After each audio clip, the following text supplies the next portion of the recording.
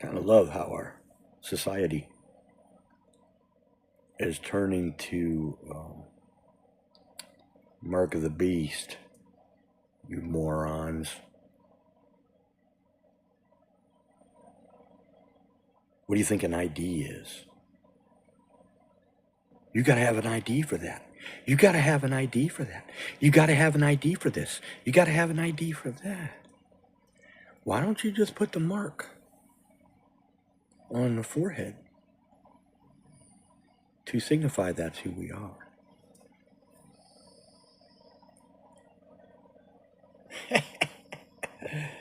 Yeah. The greatest trick the devil ever was successful at was convincing you that he's your God. You've turned against your Savior. You no longer welcome the immigrant. You're afraid of foreigners. You're afraid of different colored people. You're afraid of people who are of a different religion than you are. You caged children when Christ said, pay attention to the children. They're the future. Yeah, you're not stupid at all. And then you'll say, the greatest trick the devil ever did was to fool people into believing that he's God. Why would God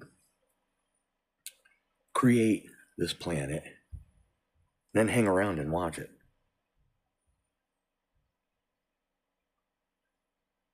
You got nothing better to do? Aren't there more worlds to create? There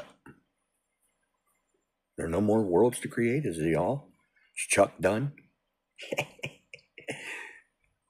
Some people will get that reference. So Chuck, I'm going to call him Chuck from now on. People will know that watch the show. Not my show.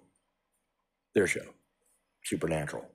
I love that show. But Chuck, who's a god in there, was always interested in Sam and Dean and as a Cain and Abel and things like that.